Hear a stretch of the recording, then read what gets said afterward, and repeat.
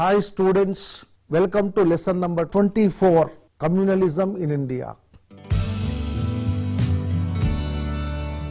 The rising trend of communalism and the accompanying violence have created a feeling of insecurity among the religious minorities and ethnic groups. Muslims and Sikhs in particular fear discrimination and confrontation in the days to come. This may be a fear, but the nation cannot afford to let about 1/6 of the country's population to fall victim to panic, suspicion and insecurity. The events between 1984 and June 1997, Kashmir, Punjab, Uttar Pradesh, Bihar, Gujarat, Assam, Andhra Pradesh and Delhi give ample evidence for the destructive outcome of the communal virus in its varied forms. Muslims, Sikhs and other religious minorities in India are protected by the Constitution, which provides for the existence of perfect justice, tolerance, equality and freedom. But for the past few decades, religious fundamentalism, intolerance and narrow-mindedness has increased in various parts of Indian society. Therefore, to prevent damage to the peace and integrity of the nation, there is a need to analyze and debate on the problem of communalism, communal violence and social tensions in India. The specific objectives of this lesson are: number 1, to discuss the concept of communalism; number 2, to discuss about the causes for increasing communal tendencies in Indian society; third one, to discuss about the prescriptive measures to check the communalism in India. Now let us discuss about the concept of communalism. Communalism is an ideology which states that society is divided into religious communities whose interests differ and are at times even opposed to each other. The antagonism practiced by the people of one community against the people of other community and religion can be termed communalism. This antagonism goes to the extent of falsely accusing, harming and deliberately insulting a particular community, and extends to looting, burning down the homes and shops of the helpless and the weak, dishonoring women and even killing persons. Communal persons are those who practice politics through religion. Among leaders, those religious leaders are communal who run their religious communities like business enterprises. Communal is not one who is a man of religion, but one who practices politics by linking it with religion. 𝗕𝗏𝗍𝗏 has suggested 6 dimensions of communalism. They are assimilationist communalism, welfareist communalism, retreatist communalism, retaliatory communalism, separatist communalism and cessationist communalism. Assimilationist communalism is one in which small religious groups are assimilated or integrated into a big religious group. Such communalism claims that scheduled tribes are Hindus, or that Jains, Sikhs and Buddhists are Hindu and they should be covered by the Hindu Marriage Act. Welfareist communalism aims at the welfare of a particular community, say improving living standard and providing for education and health of Christians by the Christian associations or Parsi associations working only for the upliftment of the Parsis. Such communal mobilization aims at working only for the members of one's own community.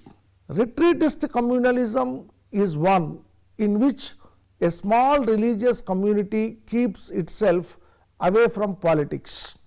For example, Baha'i community, which proscribes its members from participating in political activities. Retaliatory communalism attempts to harm, hurt and injure the members of other religious communities. Separatist communalism is one in which one religious or a cultural group wants to maintain its cultural specificity and demands a separate territorial state within the country. For example, the demand of Mijos and Nagas in northeast India, or Bodos in Assam, or of Jharkhand tribals in Bihar, or Gorkhas for Gorkhaland in West Bengal, or Vidarbha in Maharashtra. Lastly, cessationist communalism is one in which a religious community wants a separate political identity and demands an independent state. A very small militant section of Sikh population has demanded Khalistan, or some Muslim militants demanding independent Kashmir were engaged in practicing this type of communalism. Of these 6 types of communalism, the last 3 create problems engendering agitations, communal rights, terrorism and insurgency. Now let us discuss about the features of communal rights. A probe of the major communal rights in the country in the last 5 decades has revealed that: number 1, communal rights are more politically motivated than fueled by religion. Even the Madan Commission, which looked into communal disturbances in Maharashtra in May 1970, had emphasized that the architects and builders of communal tensions are the communalists and a certain class of politicians, those all India and local leaders out to seize every opportunity to strengthen their political positions, enhance their prestige and enrich their public image by giving a communal color to every incident and thereby protecting themselves in the public eye as the champions of the religion and the rights of their community. Number 2, besides political interests, economic interests too play a vigorous part in fermenting communal clashes. Number 3, communal right seems to be more common in North India than in South and East India. Number 4, the probability of recurrence of communal rights in a town where communal rights have already taken place once or twice is stronger than in a town in which rights have never occurred. And 5th one, most communal rights take place on the occasion of religious festivals. Number 6, the use of deadly weapons in the rights is on the ascendancy. Now let us discuss about the causes of communal violence. Different scholars have approached the problem of communal violence with different perspectives, attributing different causes and suggesting different measures to counter it. The Marxist school relates communalism to economic deprivation and to the class struggle between the haves and the have-nots to secure a monopoly control of the market forces. Political scientists view it as a power struggle. Sociologists see it as a phenomena of social tensions and relative deprivations. The religious experts perceive it as a diadem of violent fundamentalists and conformists. After independence, though our government claimed to follow socialistic pattern of economy, but in practice the economic development was based more on capitalist pattern. In this pattern, on one hand, the development has not occurred at a rate where it could solve the problems of poverty, unemployment and insecurity, which could prevent frustration and unhealthy competition for scarce jobs and other economic opportunities. And on the other, capitalist development has generated prosperity only for certain social strata, leading to sharp and visible inequality and new social strains and social anxieties. Those who have benefited or have gained have their expectations soar even higher. They also feel threatened in their newly gained prosperity. Their relative prosperity arouses the social jealousy of those who fail to develop or who decline in power and prestige.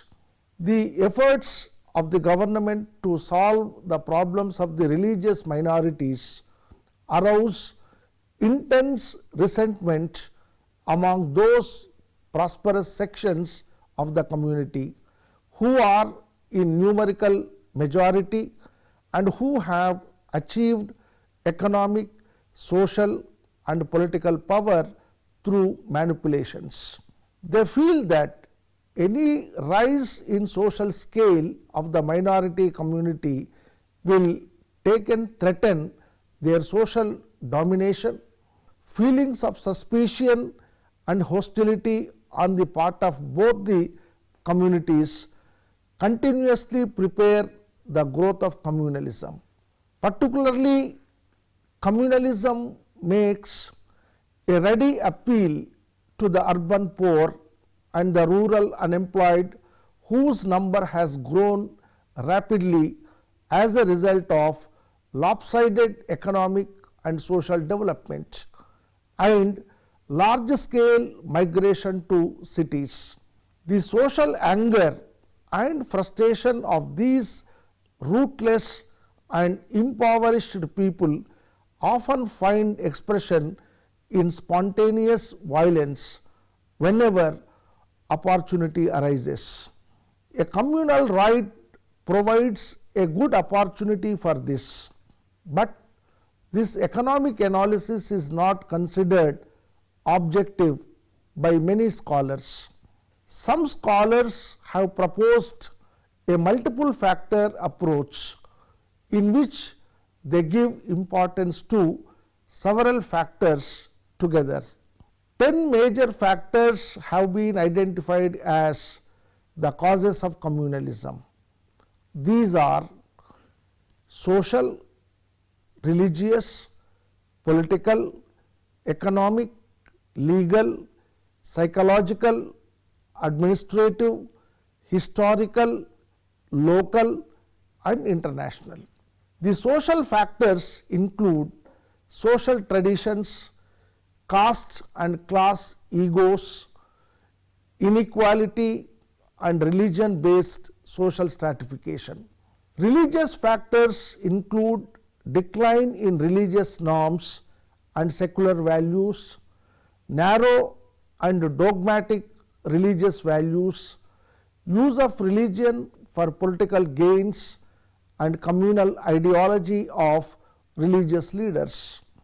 The political factors include religion-based politics, religion-dominated political organizations, canvassing in elections based on religious considerations, political interference, instigation or support to agitations by politicians for vested interests, political justification of communal violence, and failure of political leadership.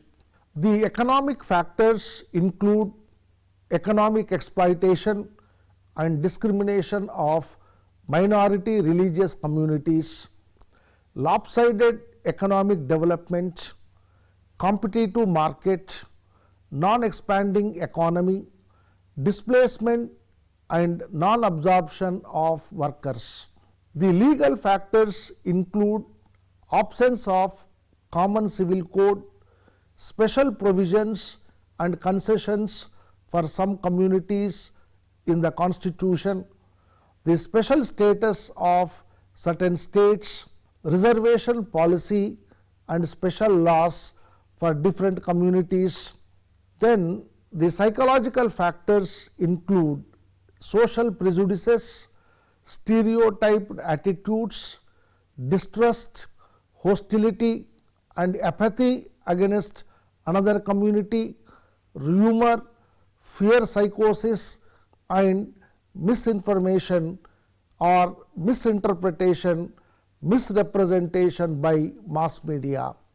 The administrative factors include lack of coordination between the police and other administrative units, ill-equipped and ill-trained police personnel, inept functioning of intelligence agencies, biased policemen and police excesses and inaction. The historical factors include alien invasions, damage to religious institutions, proselytization efforts, divide and rule policy of colonial rulers, partition trauma, past communal rights, old disputes on land, temples and mosques. The local factors include religious processions, slogan raising, rumors, land disputes, local anti-social elements and group rivalries. And the international factors include training and financial support from other countries, mechanizations to disunite and weaken India, and then support to communal organizations. Now let us discuss about the prevention of communalism. The prevention of communal violence requires a check on the symptoms of tension building and tension management in riot-prone areas. The police has to identify riot-prone structures in state, districts and cities where communal riots take place frequently and keep a watch on the various polarity-based clusters of population in the city layouts. Clusters of polarity-based populations are not alike. A cluster can be predominantly fundamentalist or liberal or radical or a mixed one. Clusters vary in their occupations, behavioral patterns and response to leadership. Keeping a watch on individuals in different clusters and their militant tendencies and modus operandi is vital for the police to identify sensitive zones, common meeting places, targets of violence, insecure belts, hideouts and shelter places at the time of rioting. Tension management in riot areas requires working out indices in relation to intergroup conflicts. These indices are identification of tension building issues, discovery of group anxieties, treatment of issues and restoration of fractured status, negotiation, mobilization of functional group and stopping of rumors. Rumor management involves isolation of rumor zone, counterbalance, rendering rumor mongers inoperative and sensitizing public administration. Prescriptive measures to check communalism. Measures to meet the challenge of communalism and communal violence can be of two types, long term and short term. The long term remedies are, firstly, in initiating the process of decommunalizing the people at all levels, say by bringing home to them that communal assumptions are false, by explaining to them the socio-economic and political roots of communalism, and by telling them that what the communalists project as the problems are not the real problems, and what they suggest as remedies are not the real remedies. Secondly, communalization of the state and of the political elite in power has to be checked, because it leads to inaction against communal violence and covert or overt political and ideological support to communalism by the state apparatuses, including the media, under state control. Thirdly, the communalization of civil society also needs to be checked, because it leads to more communal rights and other forms of communal violence. People with communal ideas and ideologies pressurize the government to act in a manner which is always against the principle of secularism. The secular state or the secular party in power and the secular power elite many a time succumb to the pressures of these communal people. It is here that intellectuals, political parties and voluntary organizations can be most effective. Fourthly, the role of education, particularly emphasizing on value-oriented education both in schools and colleges and universities, is important in preventing communal feelings. Education based on traditional cultural ideologies can protect the young people from philosophies and ideologies of hate. Particularly harmful in the Indian context has been the role of the teaching of history. Communal interpretation of history, especially of the medieval period, forms the bedrock of communal ideology in India. Teaching of history along scientific lines in educational institutions has to be a basic element in any ideological struggle against communalism. Fifthly, the media can also prove to be significant in preventing communal feelings.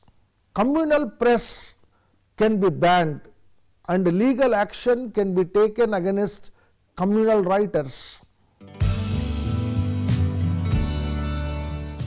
Some immediate measures are imperative for containing communalism.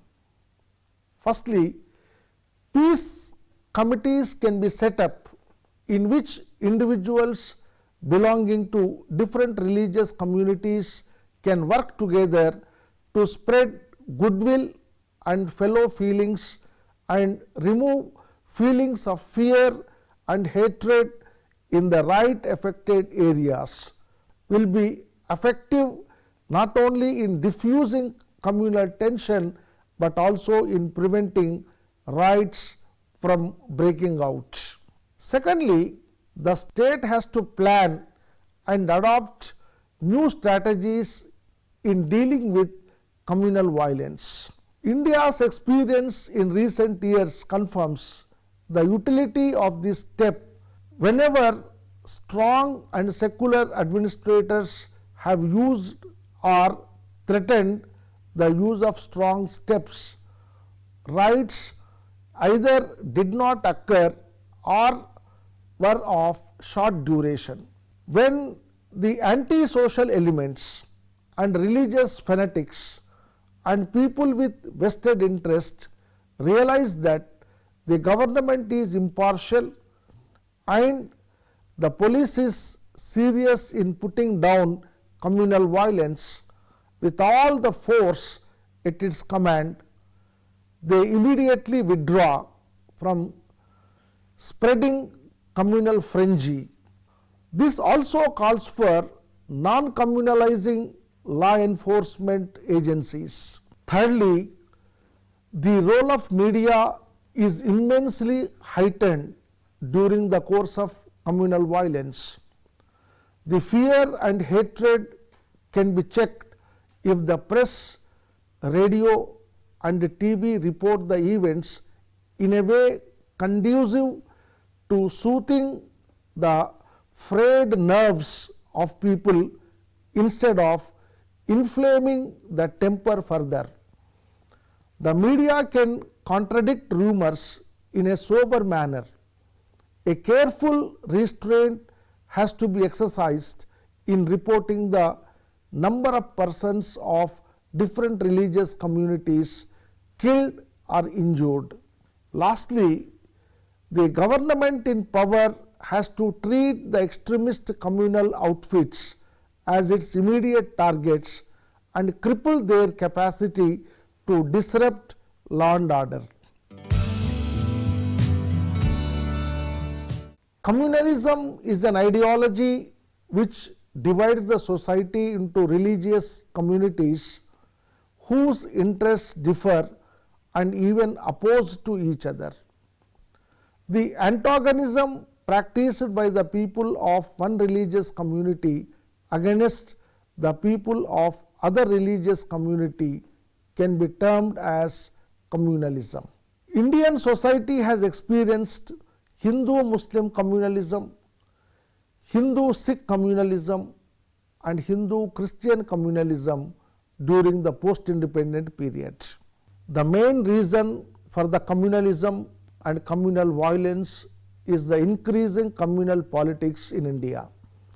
Therefore, the government has to take some stringent measures to check the communal tendencies in Indian society. Decommunalization of the civil society, political elite and political parties is essential to check the communalism in India. Peace committees have to be set up in vulnerable areas to spread goodwill and fellow feelings among the people of all religious and diffuse communal tensions.